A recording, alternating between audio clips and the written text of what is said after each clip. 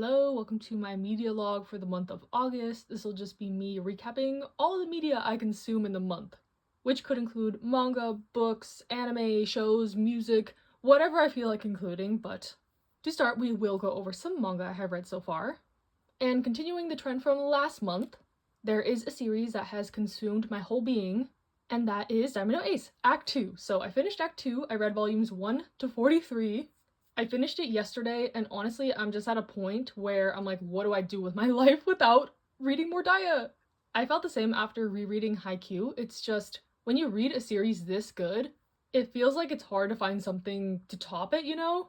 So that's kind of where my head is at, if that's any indication as to how much I enjoyed this, I guess. But yes, I feel like I can't say too much without saying spoilers because this is like the second part of the manga. But just know that I thoroughly enjoyed myself. I love this manga with my whole heart. I love all the characters. It ended beautifully, even though I will forever be wishing for an Act 3. If the author is ever up for it, I will, jump at the chance. But we do have a new season of the anime coming out, which is, very surprising, but a welcome surprise because, it's been a long time since we've had an anime season. And that's how I had experienced Act 2 before. So this is my first time reading the manga for Act 2. I read it all on the K-manga app. The anime covered about half of Act 2, so this, latter half of Act 2 was totally new to me, even though I did know some spoilers, but it was still really special to experience, I guess, that last part of the manga. If you know nothing about the series, this is a high school baseball manga with our main character trying to become the starting pitcher on this team, but their bench is very deep. There's 100 members of this baseball club. They're a pretty famous baseball-oriented school. So a lot of the struggles come within the team and kind of, vying for spots on the starting lineup. Lots of drama involving that. And in Act 2, they're in the main character's, second year of high school, so you get introduced to a lot of new characters, the third years graduate, changing dynamics within the team, and the addition of all these characters only heightened the series for me. I really enjoyed all of them, the new perspectives that it brought to the story. We got some really exciting games, especially near the end. Lots of good character growth from our main characters. And yeah, there should be a video up by now reviewing Act 1, and I think I kind of want to do one for Act 2. I just have a lot to say, including spoilery things that I don't want to say here. So look out for that if you're interested, or, you can DM me or leave a comment here if you want to talk about Daya. I am, Daya on the brain right now, so it's the perfect time to talk to me about it. I probably need to reevaluate my favorite sports manga list at this point, because I am just so obsessed. I've been buying fan art of the series, I've been looking for merch, I want to buy more Japanese volumes. It's getting bad. But take this as your sign to read Daya if you like sports manga, if you like baseball, I don't know, if you like shonen, action, drama, some comedy type stuff, I would highly recommend. And we'll see what else I end up reading in the month. Honestly, I'm kind of just in a state, like I mentioned, where I don't really want to read anything else right now until I process Daya fully. But yeah, I'll be back if I experience anything else, I guess.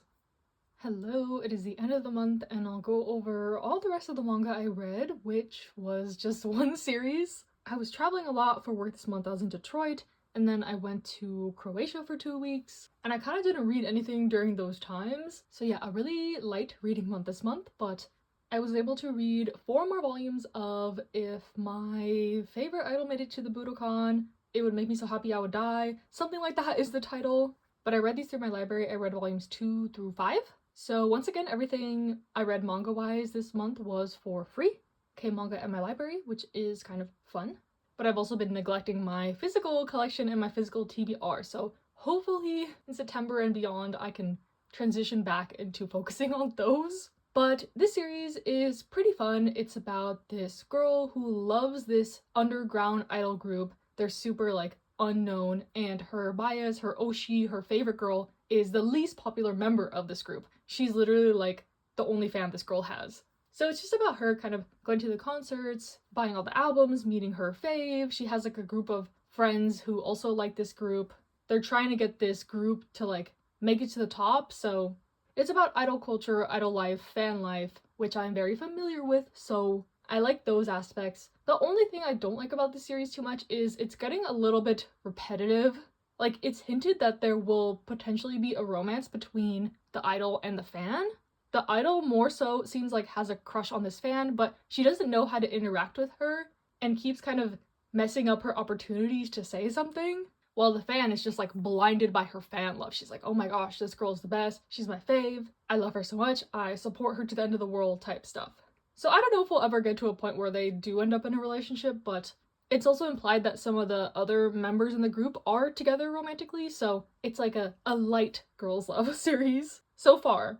But yeah, it's getting a little bit repetitive, just the fan going through the motions. She has a lot of jobs to be able to afford the, fan lifestyle. She gets hurt, then she can't work, and then she can't show up to the events. And the idol's like, what happened? Did she, stop supporting me? Does she not like me anymore? Did I do something? And it kind of repeats this way, and, they have a show, then they get more fans, and they have another show, then they kind of flop at a show because the venue was too big, or they're going to Tokyo to try it out, and they don't have any fans there, so I don't know. I like the exploration into the kind of idol scene.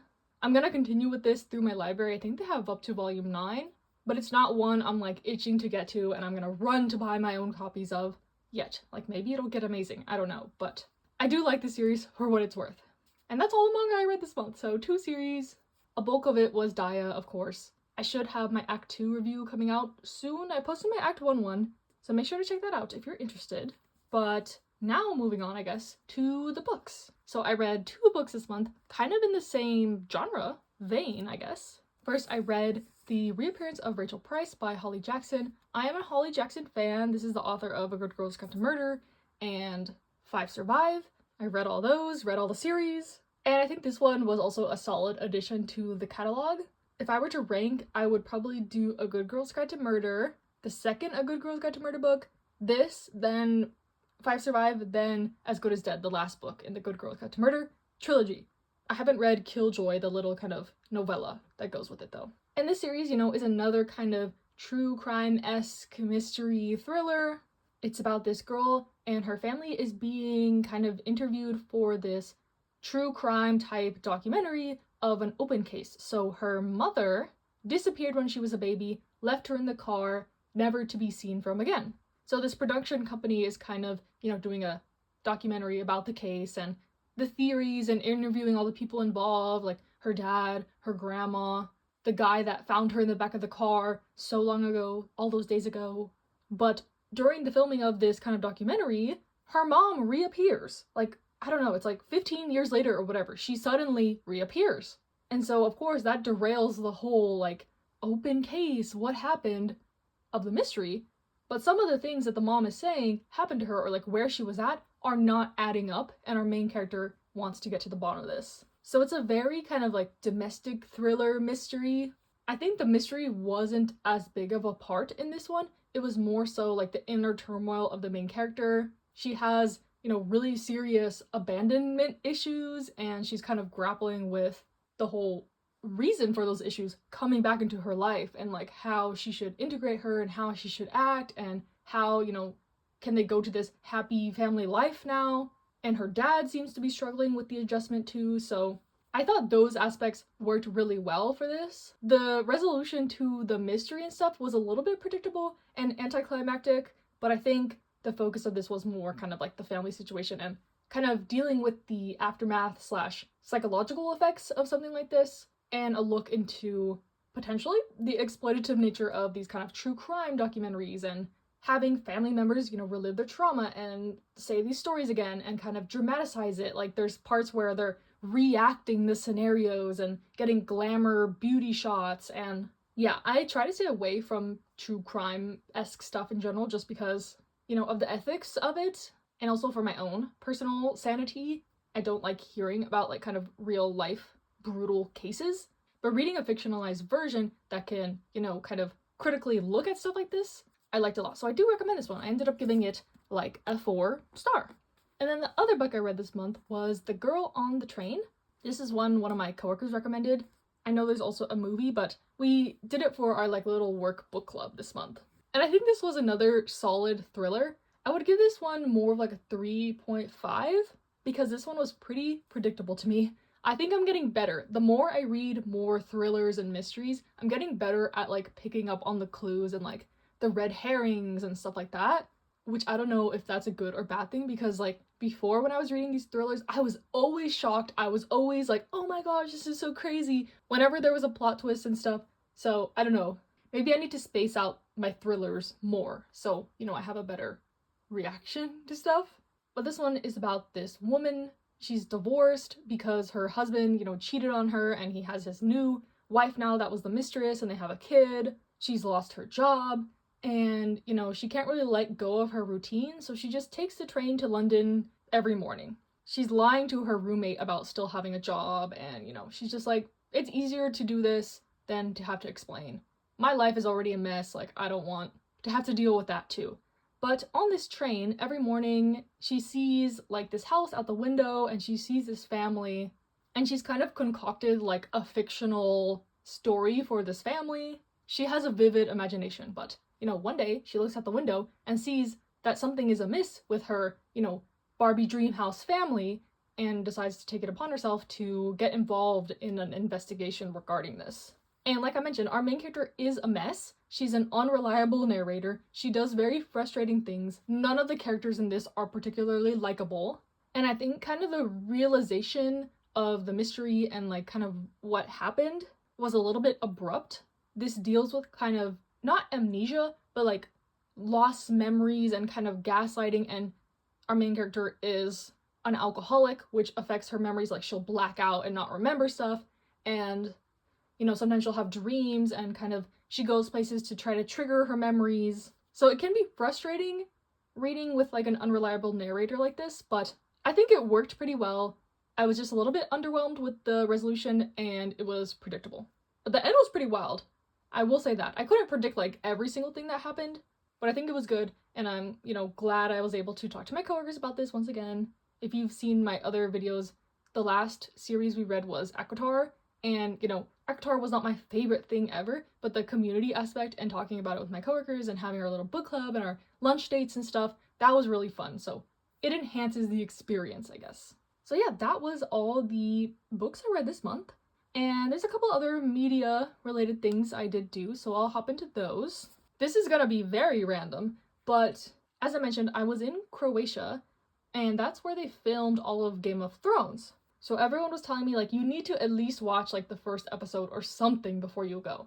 Because I did go to a lot of the filming locations and just, the vibe, to get the vibes. I went to the Game of Thrones museum, so it was only fair that I had a little context. So I did watch the first season and, like, half of the second season, and honestly, I couldn't really get into it. I don't know if it was because of the live action format, but I love these types of stories in manga and books where it's like succession of the throne and battling and, messy relationships and illegitimate children and, who's next and fighting and wars and battles, like Vinland Saga or something. I like that a lot, so I don't know why I didn't really like this.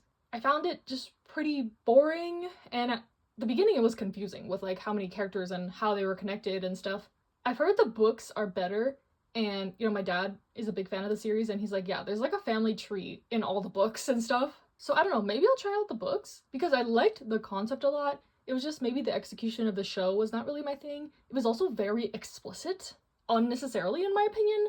Like, I don't know, fan service in Western TV shows, is that a thing? I don't watch a lot of them, so yeah, kind of sad I didn't super enjoy it, but like at like the second season, there was like the last episode I left off on, I literally couldn't even finish the last 5 minutes because I was so like over it.